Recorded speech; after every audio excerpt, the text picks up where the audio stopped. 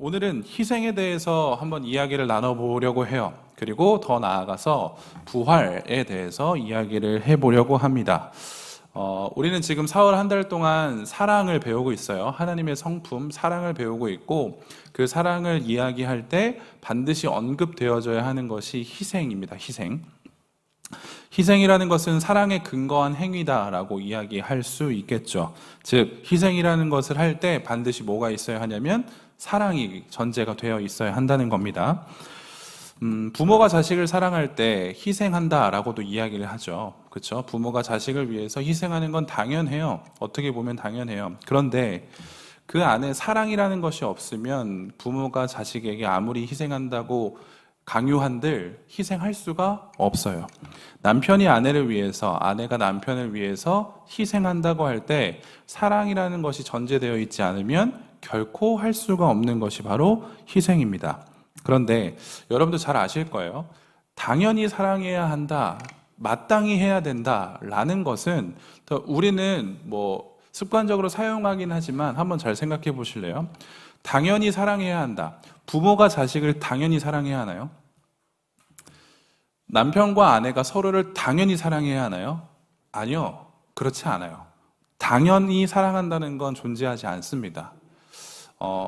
저도 제 아들 이준이를 사랑해요. 그런데 가끔씩 사랑하고 싶지 않을 때가 있어요. 어느 때냐면 이 아이가 굉장히 짜증을 많이 내거나 갑작스럽게 세게 때린다거나 이러면 당연히 사랑해야 하는 부모로서 당연히 사랑이 싫어질 때도 있어요. 그러니까 부모 자식 간에도 이 당연한 사랑이라는 것이 흔들릴 때가 있거든요.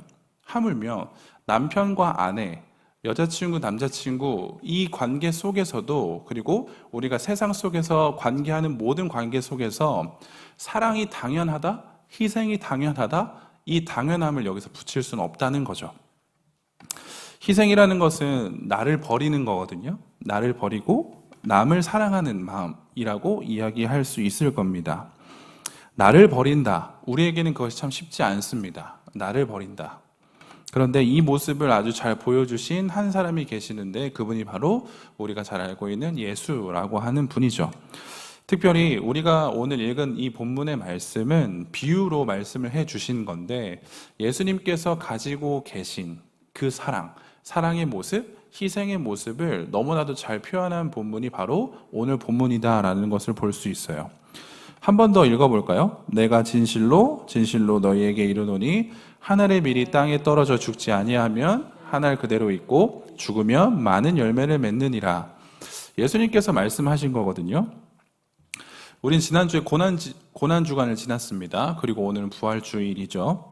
예수님은 스스로의 죄 때문이 아니라 저와 여러분의 죄 때문에 고난을 당하셨습니다. 십자가에서 죽음을 경험하셨죠. 굳이 그렇게 안 하셔도 되지만 그렇게 하신 게 예수님의 모습이죠. 혹시 예수님께서 십자가에 죽으신 것이 당연하다라고 생각하시는 분이 있다면 그 생각을 빨리 지우셔야 해요. 그 예수님께서 우리를 위하여서 십자가를 지신 것이 당연하다? 아니요, 당연하지 않습니다. 이건 꽤나 기가 막힌 일이고 꽤나 충격적인 일이에요. 황당한 일이라고도 이야기할 수 있겠죠. 예수님께서 보여주신 희생, 사랑을 과연 당연하다라고 이야기할 수 있을까? 당연히 그러셔야지, 마땅히 그래야지, 예수님이라면 그래 해야지 라고 이야기할 사람은 아무도 없다는 거죠. 그래서 예수님께서 우리들을 향한 이 사랑의 모습을 보여주셨을 때 우리는 이 예수님의 사랑을 또 어떻게 표현하기도 하냐면 예수님의 이 사랑, 예수님의 이 희생은 무조건적이다 라고도 표현하기도 해요. 그만큼 우리들에게 있어서 이 사랑은 꽤나 크고 꽤나 충격적이다 라는 것을 의미하겠죠. 무조건적인 희생, 무조건적인 사랑. 예수님은 그 무조건적인 희생을 통해서 우리는 무엇을 얻게 되었냐면 구원이라는 것을 얻게 되었죠. 무조건적인 희생, 고귀한 말인 것 같아요. 그런데 인간 세상에서 무조건적이다, 당연하다, 동일한 맥락으로 인간 세상에서도 무조건적이다라는 말은 성립되지가 않는 것 같아요. 생각해 보세요. 다시 한 번 더 부모 자식 간의 이야기를 해보죠.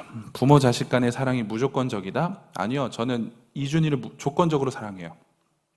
무조건적으로 사랑할 수 없어요. 인간은 절대 누군가를 사랑할 때 무조건적으로 사랑할 수 없어요. 이건 틀림없는 사실입니다. 나는 내 아들을 무조건적으로 사랑하게 보이고는 싶어요. 그게 부모로서 보여줄 수 있는 최고의 사랑인 것 같거든요. 그런데 은연중에 전 바래요. 은연중에 전 바라고 있어요. 무엇을 바라죠? 내가 이만큼 내 아들에게 사랑을 보여줬어. 그리고 훗날 이 아들이 이 사랑을 조금이라도 가늠한다면 그 사랑을 다시 돌려주길 바라고 있어요. 그래서 우스갯소리로 저는 이렇게 얘기해요. 우리 이준이는 장래희망이 뭐다? 치과 의사다. 그리고 며느리는 뭐다? 피부과 의사다. 우스갯소리로 이렇게 얘기하는 거예요. 조건이 들어가 있어요. 조건이 들어갈 수밖에 없어요. 인간이기 때문에 그래요. 인간이기 때문에. 성경에서 인간을 정의하기로 죄인으로 정의하죠. 그렇죠? 죄인은 절대적으로 무조건적으로 사랑할 수 없어요. 왜냐? 죄인은 나의 유익을 추구하는 사람이기 때문이에요. 결혼을 앞둔 커플이 있어서 이런 말 하기 조심스럽지만 결혼 생활 한다는 건 이제부터 내 유익을 버리는 싸움이거든요. 정말 많이 싸우실 거예요. 저도 많이 싸웠거든요. 나를 버리는 연습을 진짜 많이 하셔야 돼요. 저 사람은 왜 저러지? 저 사람은 왜 저러지? 라는 생각을 하게 되면 희생할 수가 없어요. 나를 내려놓는 것이 굉장히 필요하다라는 거죠. 인간은 결코 무조건적으로 무엇인가를 할 수 없어요. 특별히 무조건적으로 희생할 수 없고 무조건적으로 사랑할 수 없다는 겁니다. 왜? 우리는 죄인이기 때문에. 죄인은 나의 유익을 추구하는 자이기 때문이다 라고 하는 거죠. 그런데 그리스도인이라 불려지는 자들은, 오늘 이 자리에 앉아있는 저와 여러분들은 이 세상에 존재하지 않는 무조건적인 사랑을 경험한 자들이다 라고 이야기할 수 있어요. 우리가 이 자리에 앉아서 예배한다라고 하는 것은 곧 예수님의 그 무조건적인 희생과 사랑을 경험했기에 우리가 이 자리에 나와서 하나님을 예배한다라고 이야기할 수 있겠지 않습니까? 무조건적인 사랑을, 무조건적인 희생을 경험한다는 것, 그것이 바로 우리가 이야기할 수 있는 은혜인 거예요. 우리는 결코 무조건적인 희생, 무조건적인 사랑을 할 수 없는데, 알 수도 없는데 하나님의 은혜로 말미암아, 전적인 하나님의 은혜로 말미암아 우리는 그것을 경험한 자가 되었다고요. 이게 우리들에게 얻어지는 은혜라는 것입니다. 그래서 그 은혜를 경험한 자들이 해야 하는 것이 있는데 그 은혜를 보여줄 수 있어야 된다는 거예요. 무조건적인 희생, 그 사랑의 은혜를 난 알아요. 그럼 난 뭐 해야 한다고요? 이걸 보여줄 수 있어야 한다고요. 그래서 우리는 하나님의 성품을 배우는 거예요. 그래서 우리는 하나님의 성품을 닮아가고자 애쓰는 거예요. 왜요? 그 은혜를 받았기 때문에, 그 은혜를 보여줘야 하기 때문에 그렇다라고 하는 겁니다. 우리는 희생할 수 있어야 하는 자들이에요. 이건 너무나 명확한 전제예요. 그런데 우리는 한계가 있죠. 한계가 있어요. 하나님께서, 예수님께서 보여주신 그 무조건적인 희생을 보여주기엔 우린 한계가 있어요. 왜요? 우린 피조물이기 때문이에요. 우린 죄인이기 때문이에요. 그래서 하나님께서, 삼위 하나님께서 보여주신 그 무조건적인 희생과 사랑을 우리는 보여줄 수 없어요. 그게 한계예요. 이걸 먼저 깨달으셔야 해요. 이걸 먼저 깨달아야지만 성경에서, 오늘 본문에서 요구하는 희생이라는 것을 우리는 조금 해낼 수 있다는 겁니다. 만약에 우리가 이 한계를 깨닫지 못하고 내가 무조건적인 희생을 할 수 있어 라고 착각하면서 살아간다라고 한다면 성경이 이야기하는 이 희생의 명령이 우리에게 너무 짐이 돼요. 너무 어렵다는 거예요. 너무 무겁다는 거예요. 그래서 희생이라는 단어를 언급될 때마다, 희생이라는 단어가 보여질 때마다, 특별히 매년 찾아오는 고난주간과 부활주의를 맞을 때마다 이런 생각들을 하게 된다는 거죠. 아, 고난주간인데 난 또 예수님의 희생을 보여주지 못했네. 예수님의 희생을 경험은 했지만 이걸 또 보여주지 못했어. 역시 난 안 되는 거구나. 이런 식으로 무거움과 자괴감에 빠진다라고 하는 거죠. 근데 우린 알아야 돼요. 먼저 알아야 돼요. 뭘 알아야 하냐? 우린 무조건적인 희생을 할 수가 없다는 걸 먼저 알아야 돼요. 그래서 저는 오늘 여러분들에게 어떠한 희생을 이야기할 거냐? 조건적인 희생을 이야기할 거예요. 무조건적인 희생은 하나님만 하실 수 있어요. 근데 우리는 그 희생을 경험했는데 우리 또한 희생을 보여줘야 하잖아요. 그런데 우리가 보여줄 희생은 조건적인 희생이에요. 무조건적인 희생이 아니라는 거죠. 그래서 조건적인 희생으로 인하여서 우리들의 마음이 조금 가벼워졌으면 좋겠어요. 아니, 조건적인 희생을 함으로써 나도 하나님 앞에서 하나님의 성품을 닮아가는 한 사람의 그리스도인이구나 라고 하는 자부심과 자긍심이 있었으면 좋겠어요.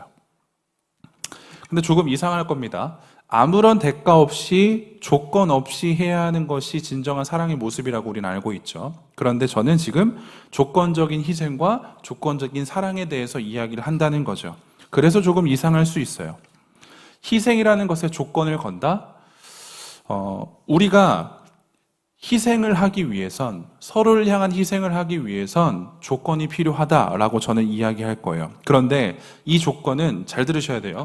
이 조건은 이 세상으로부터 얻어지는 조건이 아니에요. 저는 여러분들에게 조건적인 희생에 대해서, 조건적인 사랑에 대해서 이야기하는데 그 조건을 세상적인 조건으로 따지시면 안 돼요. 그러면 이 조건은 어디로부터 오느냐? 하나님으로부터 얻어지는 조건으로 말미암아 우리는 희생하고 사랑할 수 있어야 한다는 겁니다. 우리의 희생에, 우리의 사랑에 꼭 필요한 조건이 뭐냐면 부활이에요. 우리가 조건적인 사랑을 하고 조건적인 희생을 할 때 반드시 필요한 조건이 바로 오늘 언급할 부활이라고 하는 거죠. 부활이라고 하는 것은 기독교의 핵심 메시지예요. 진리라고 할 수 있어요. 그래서 제임스 패커라고 하는 신학자는 이렇게 이야기를 합니다. 부활은 단순한 소생과는 다르대요.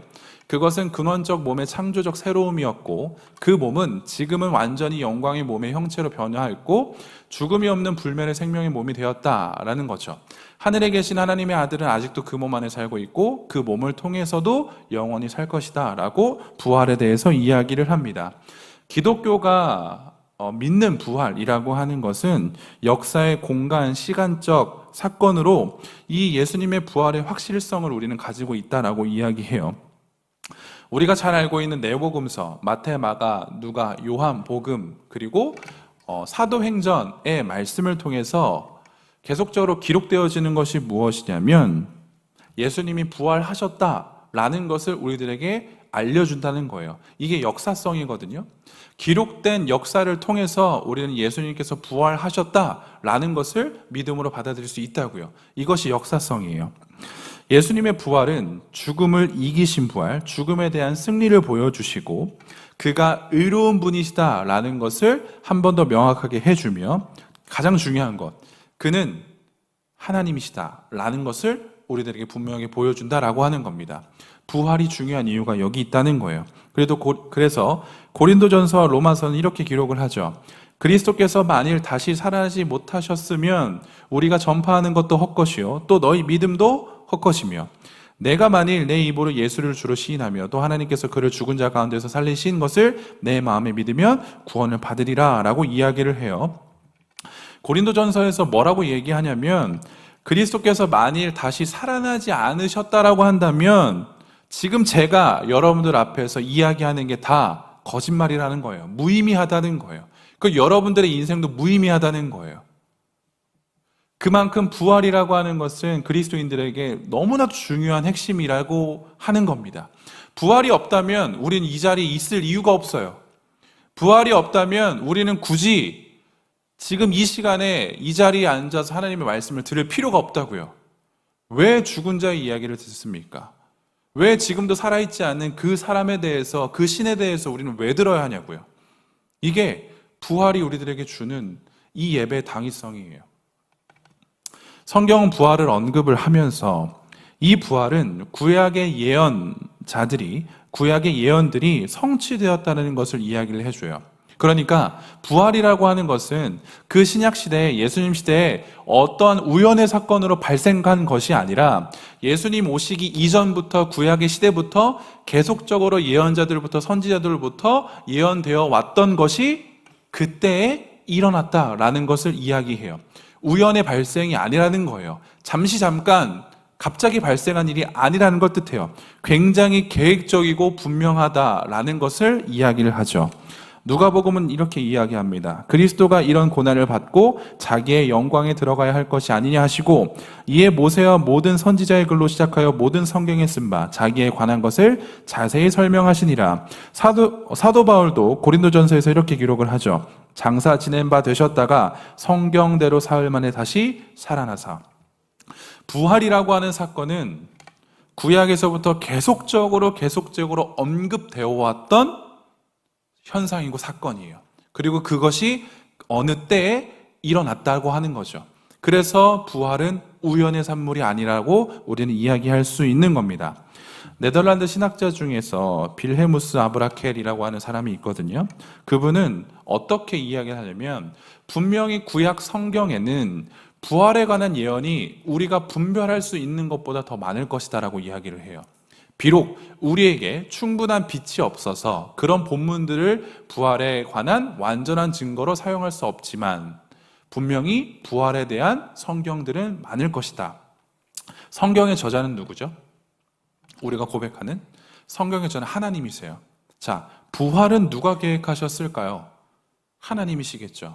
그 부활의 계획자이신 하나님께서, 구원의 계획자이신 하나님께서 성경을 우리들에게 허락해 주셨네요. 그러면 이 성경 66권 안에는 반드시 부활에 대한 이야기가 있어야 돼요.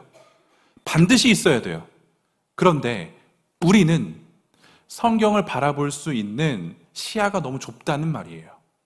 성령 하나님을 통해서 우리는 성경을 바라보고 성령님을 통하여서 우리는 성경을 해석해야 되는데 그게 조금 어렵단 말이죠. 불가능하진 않지만 어려워요.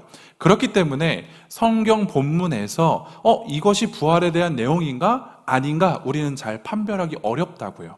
하지만 성경의 저자이신 하나님은, 부활의 계획자이신 하나님은 반드시 성경 안에 이 부활의 이야기들을 계속적으로 집어넣으셨을 것이다 라는 것을 고백할 수 있어야 한다는 거죠. 시편 16편 10절, 이는 주께서 내 영혼을 수월에 버리지 아니하시며 주의 거룩한 자를 멸망시키지 않으실 것임이니이다. 이게 부활에 관한 성경 말씀 중에 하나인 거고, 다음이요, 길가의 시냇물을 마심으로 그의 머리를 드시리로다. 자, 이 본문을 보면 이게 부활에 관한 내용이야? 라는 것을 우리는 알 수 있나요? 몰라요. 모른단 말이에요. 자, 길가의 시냇물을 마심으로, 이것이 그리스도의 낮아지심에 관한 언급이래요. 특별히 하나의 예시로 들면 성육신이겠죠. 그 하나님이신 그분께서 인간의 몸을 입고 오셨다라고 하는 것을 언급하는 것이 길가의 시냇물을 마심으로, 그리고 그의 머리를 드시리로다. 이것이 그리스도의 높아지심에 관한 언급인데 부활에 관한 언급이다라고 하는 거죠. 이 괄호를 빼면 여러분들 이 말씀을 보고 다 캐치하실 수 있으시겠어요? 우리는 그게 안 된다고요. 우리는 그게 어렵다고요. 하지만 성경은 곳곳에, 아니 모든 곳에 부활을 언급해 놓으셨다라는 겁니다. 성경의 저자는 하나님이시고 하나님은 구원을 계획하신 분이시다라고 하는 거죠. 예수님의 이 부활의 사건이라고 하는 것은 우리는 예수님을 유일한 중보자라고 고백을 하고 부른다는 거죠. 부활은 예수님께서 우리들의 유일한 중보자 되신다라는 것을 확증해주는 한 가지의 도구입니다. 중보자는 죽음을 정복할 수 있어야 돼요. 그리고 중보자는 영원한 왕이어야 하고, 중보자는 대제사장으로서 지성소에 들어갈 수 있어야 할 뿐 아니라 자신이 택한 백성들에게 하늘로부터 오는 성령을 줄 수 있어야 돼요. 그것이 중보자이라고 하는 거죠. 그런데 예수님께서는 우리들의 중보자 되십니다. 예수님은 우리들의 중보자세요. 그런데 만약에 예수님께서 부활하지 않으셨다면 이 중보자의 역할을 감당하실 수가 없다는 거죠. 만약에 예수님께서 부활하지 않으셨다면 우리는 예수를 중보자로 이야기할 수도 없고 그 예수를 믿을 수도 없다는 거예요. 그만큼 이 부활이라고 하는 것은 우리들의 믿음의 가장 중요한 부분을 차지한다라고 하는 겁니다. 부활을 이야기하면서, 그리고 부활절을 매년 맞이하면서 우리는 이런 질문들을 늘상 할 수 있을 거예요. 이 예수님의 부활이, 몇천 년 전에 벌어진 이 부활이 과연 지금 내 삶에 어떠한 유익을 가져다 주는가? 부활의 유익이 무엇인가에 대해서 우리는 궁금해할 수 있고 궁금해해야 합니다. 자, 그 부활이 우리들에게 유익을 주는데 어떤 유익을 주느냐? 우리가 믿음으로 고백하는 칭의와 성화에 있어서 유익을 가져다 줘요. 자, 그리스도께서 최후의 원수인 사망을 정복하고 살아나 승리하신 모습으로 나타나셨다는 사실은, 부활하셨다는 사실은 죄가 온전히 속량되고 속전이 온전히 지불되었으며 이 속죄로 말미암아 하나님의 공의가 완전히 만족되었고 그 결과 그 보증께서 의롭다 하심을 받으셨다라는 사실을 증언한다라고 이야기할 수 있습니다. 로마서 4장을 보죠. 의로 여기심을 받은 우리도 위함이니 곧 예수 우리 주를 죽은 자 가운데서 살리신 이를 믿는 자니라. 예수는 우리가 범죄한 것 때문에 내줌이 되고 또한 우리를 의롭다 하시기 위하여서 살아나셨느니라. 우리는 하나님으로부터 의롭다 여겨짐을 받은 자들이에요. 칭의받은 자들이라는 거죠. 그런데 이 칭의받은 것을 어떻게 확증할 수 있냐? 부활이라는 것을 통해서 확증받을 수 있다라는 거죠. 그리고 또한 우리는 칭의받은 자로서 이제부터 어떠한 삶을 살아가야 되죠? 하나님을 닮아가는 삶, 예수 그리스도를 닮아가는 삶을 살아가야 돼요. 그것을 우리는 성화라고 부르죠. 예수 그리스도를 통해서 하나님의 모든 자녀들이 그리스도 안에서 화해를 이루게 되었어요. 그리고 더 이상 그 어떤 죄도 남아있지 않고, 그렇기 때문에 모든 죄책과 형벌로부터 우리는 자유로운 자가 되었다라는 것을 여러분 잘 알고 계실 겁니다. 그렇기 때문에 이 부활이라고 하는 것은 우리들의 삶에서도 굉장히 연관이 있다는 거예요. 골로새서 3장 1절을 보시죠. 그러므로 너희가 그리스도와 함께 다시 살리심을 받았으면 위의 것을 찾으라는 거예요. 위의 것을. 우리는 이제부터 어떠한 삶을 살아가야 되냐면, 어떤 삶을 지향해야 되냐면 위의 것을 찾으며 위의 것으로부터 살아가는 삶을 살아야 된다는 거예요. 그것이 성화라고 하는 거죠. 그리스도의 부활은 그리스도의 안에 있는 자들에게, 즉 성도들에게 삶의 지향점을 보여주게 돼요. 예수 그리스도의 이 부활은, 그 오래전에 일어났던 그 예수 그리스도의 부활은 지금 2025년도를 살아가고 있는 우리들에게 지향점이 된다고요. 어떻게 살아가야 하지? 라고 하는 지향점이 된다고요. 기준이 된다고요. 그래서 부활은 매우 중요하다라는 것을 이야기합니다. 예수님처럼 살아가고 싶어요. 예수님을 닮아보고 싶어요. 그것이 우리들의 바람 아닙니까? 그것이 우리들의 갈망 아니에요? 근데 왜 이 갈망과 바람이 생겼냐고요? 부활 때문인 거죠. 부활이 없었으면 이 갈망이 안 생긴다고요. 부활이 없었으면 지금 우리가 이 자리에 나와서 말씀 드릴 이유가 없다고요. 그만큼 부활이라는 것은 매우 중요하다라는 거죠. 부활이라고 하는 것은 우리들에게 예수님을 닮아가고 싶어요 라고 하는 동기를 제공해 주죠. 로마서 6장은 고백합니다. 만일 우리가 그의 죽으심과 같은 모양으로 연합한 자가 되었으면 또한 그의 부활과 같은 모양으로 연합한 자도 되리라. 계속적으로 네덜란드 신학자의 얘기를 이야기합니다. 그리스도는 그 주일의 첫날에 부활하셨습니다. 그러므로 안식일마다 그리스도의 부활을 기념하고 부활을 통해 그분과 연합하십시오. 그리하면 여러분의 영적 생명에 새로운 부흥이 일어날 겁니다.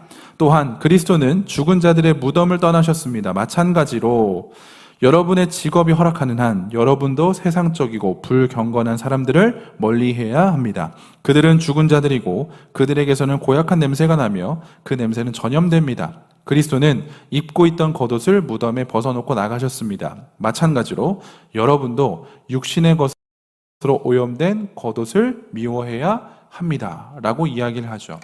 부활을 믿는 자들, 그리스도 안에 연합된 자들은 성경에서 얘기해요. 옛 자아와 새 자아가 우리는 날마다 싸워요. 하지만 우리는 새 자아가 이길 수 있도록 끊임없이 부단히 노력해야 되고 애써야 해요. 겉옷을 벗는다는 표현이 바로 이런 말입니다. 이런 의미입니다. 우리는 여전히 옛 자아와 새 자아가 싸워요. 하지만 우리는 옛 자아를 벗어버릴 수 있어야 돼요. 그게 부활을 경험한 자들의 삶의 모습이다라고 하는 겁니다. 그리스도의 부활은 우리들에게 능력을 가져다 줘요. 생명의 능력을 가져다 준다는 거죠.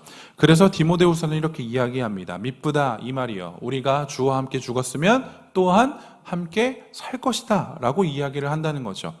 그리고 고린도전서에 또 한 번 이렇게 얘기합니다. 그러나 이제 그리스도께서 죽은 자 가운데서 다시 살아나사 잠자는 자들의 첫 열매가 되셨다라고 우리들에게 이야기를 해줘요. 예수님의 부활은 우리들에게 능력이 돼요. 예수님의 부활은 우리들에게 생명이 돼요. 그것은 성경이 계속적으로 우리들에게 증언하는 겁니다. 부활의 유익이 있어, 부활의 즐거움이 있어, 부활에 참여해야 되는 당위성이 있어. 그것이 무엇이냐면 그 부활이 너에게 생명을 주기 때문이야 라고 이야기를 한다는 거죠. 만일 저와 여러분이 부활하신 그리스도와 믿음으로 연합할 수 있다라고 한다면 우리는 그리스도에게로부터 흘러나오는 그 생명을 소유할 수 있어요. 그런데 만일 우리는 그리스도와 연합하지 않는다라고 한다면 그 생명을 소유할 수가 없게 된다는 겁니다. 그래서 사람은 두 종류로 나뉘어요. 생명이 있는 자와 생명이 없는 자로 나뉘어요. 사람들이 인정하기 싫을 거예요. 하지만 분명합니다. 생명이 있는 자와 생명이 없는 자로 나뉘어요. 그리고 종말의 때, 마지막 때에 반드시 심판받게 됩니다. 그러면 생명이 있는 자는 그 생명으로 인하여서 영원히 하나님을 즐거워하는 천국에 가게 될 것이고, 생명이 없노라 한다면 영원히 지옥에서 고통 가운데 살게 된다라고 하는 거죠. 근데 이건 여러분들이 믿든지 안 믿든지 반드시 올 일이에요. 예수님의 부활은 그가 하나님의 아들이시라고 하는 분명한 사실과 더불어서 그를 믿는 자에게 주어지는 유익과 은혜를 경험할 수 있는 위대하고도 중요한 사건이다라고 이야기할 수 있습니다.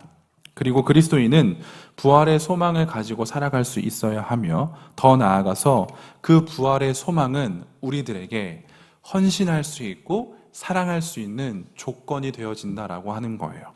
골로새서 1장 5절, 우리가 잘 아는 말씀이죠. 너희를 위하여 하늘에 쌓아둔 소망으로 말미암음이니 곧 너희가 전에 복음 진리의 말씀을 들은 것이니라.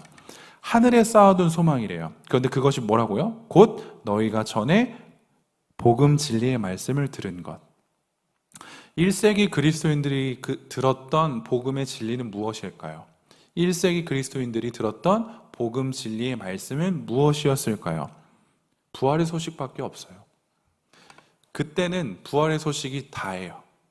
예수님이 죽으셨대. 아니요. 이 소식 이유가 더 중요해요. 예수님이 죽으셨대. 그런데 다시 살아나셨대. 이것이 그들이 들었던, 1세기 그리스도인들이 들었던 복음 진리의 말씀입니다. 그리고 그 말씀이 소망이 되는 거죠. 그가 살아나셨으면 그 안에 있는 우리 또한 살 수 있다 라고 하는 그 소망으로 살아갈 수밖에 없다라고 하는 겁니다.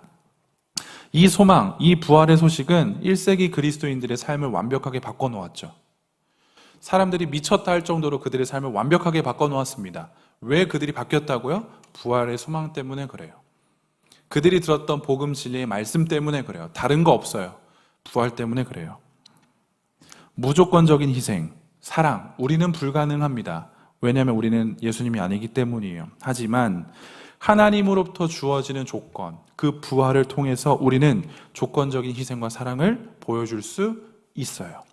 우리도 부활을 소망한다면, 우리도 그 복음 진리의 말씀을 원한다면, 그리고 그 말씀대로 따라가길 원한다면 반드시 그 부활이 우리들에게 동력이 되어서 우리 또한 희생하고 사랑할 수 있다라고 하는 겁니다. 이것이 제가 여러분들에게 이야기하는 조건적인 희생과 사랑이에요. 부활의 소망을 가지고 계셔야 돼요. 부활의 소망으로 살아가셔야 돼요. 그래야 희생할 수 있어요. 아니, 더 나아가 그래야 사랑할 수 있어요. 저는 우리 청년부가 서로를 위해서 사랑할 수 있었으면 좋겠어요. 서로 안에서 사랑으로 품어줄 수 있었으면 좋겠어요. 그런데 그건 인간적인 마음으로는 절대 불가능해요. 인간으로부터 오는 그 마음으로는 절대 불가능하다는 거죠. 우리가 그것이 가능하게 되기 위해선 하나님으로부터 오는 그 부활 소망, 그것을 조건으로 하여서 서로가 서로를 희생하고 서로가 서로를 사랑할 수 있으면 좋겠다. 이것이 제가 여러분들에게 원하는 우리 청년부의 모습이다라고 하는 겁니다. 우리는 부활의 은혜를 통해서 희생과 사랑의 열매를 맺을 수 있어야 하고 하나님을 닮은 모습으로 살아갈 수 있어야 해요. 그것이 그리스도인의 모습, 부활을 소망하는 자의 모습이다라고 하는 겁니다. 그래서 한 주간 살아가시면서 여러분들의 이 부활의 소망을 사람들에게 보여주셨으면 좋겠어요. 어떻게요? 희생으로, 사랑으로, 섬김으로 여러분들은 부활의 소망을 사람들에게 전하여서 그 사랑을 받은 자들 또한 놀라서 여러분들에게 부활이 무엇인가, 이 사랑이 무엇인가를 다시금 되묻게 되는 여러분들의 삶이 되기를 간절히 소원합니다.